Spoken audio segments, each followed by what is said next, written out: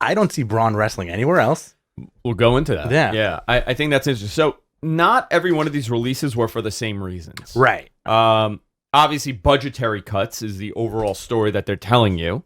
But Braun's was very much equated to how big his contract was. This guy, I mean, it's a 7-figure deal, and WWE just felt that it wasn't working. And unfortunately, for a lot of these higher top tier guys, you know what's interesting? So a guy like Braun, like top tier guys like Seth Rollins, Roman Reigns, there's a no cut policy in these contracts. Mm-hmm. Like Roman Reigns has a no cut policy. Vince cannot go and cut that contract out and be like, oh, sorry guys. Like that would be insane. He has to pay you the remainder of that contract unless you do something so, I mean, ridiculous. You know what I mean? Yeah. Braun Strowman didn't have that in his deal. And it was very much a budgetary cut. They realized that he's very highly paid, and it's not equating to anything. And listen, at the end of the day, it's a business, right? Yeah, I mean, in a situation like that, this is pure speculation, but like, you know, you could easily picture somebody going, Mr. McMahon, we need to do this, this, and that. Here are the contracts of whatever. And then he goes, we're paying him how much? Oh, no. And then that's the decision, you know? Yeah, well, this is a total restructure of the company, you know, the corporate side. You know what's fascinating? So a lot of like people are like, well, he was getting paid a lot. He should have just asked for less money. I saw that. Somebody commented that. I'm like, you know, it doesn't work like that. And you know what? It's not really his fault that creative sucks. Yeah, right, exactly. They have this monstrous guy, 2 years. I mean, he's 2 years past his prime, right? At this point. Do you think so? 2 years ago, this guy was so over with the kids. Okay. Everyone, listen, and I have a good point of view of that, right? All my friends have kids. Right. All these kids loved Braun Strowman. They freaking loved it. When he was like murdering people in the ambulance and all that stuff. Doing the choo-choo train? Pre-choo-choo train. Is pre-choo-choo train? Pre-choo-choo. Okay. When he was just flipping things. Okay. Tables, desks, cars, it doesn't matter. They freaking loved him. This guy was hot, and they killed him.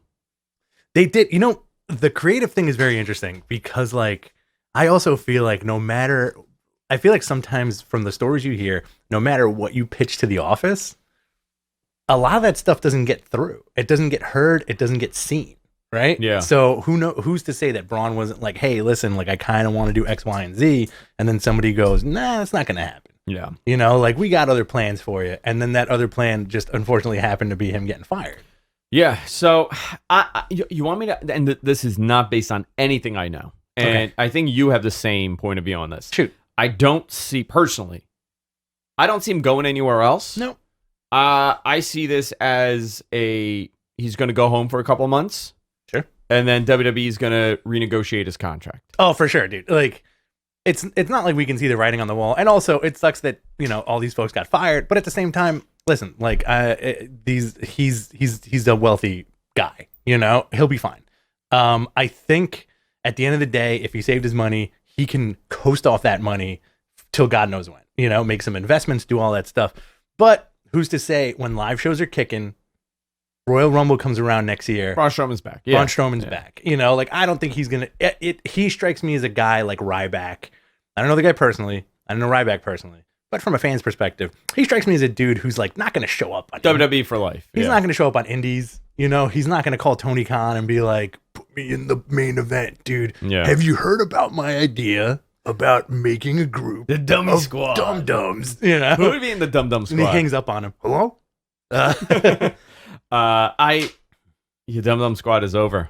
How do you feel about that? It's done, man. I think it's done. He was in the hallway going, nobody? Huh? Am I the only one? Well, that was a big problem. He pitched the Dum Dum Squad, and that was it for Vince. So, hey guys, thanks for checking out Mattman Clips. If you want to listen to a full episode of the show, click on one of the links below, and be sure to subscribe to us here on YouTube and, of course, everywhere podcasts are available.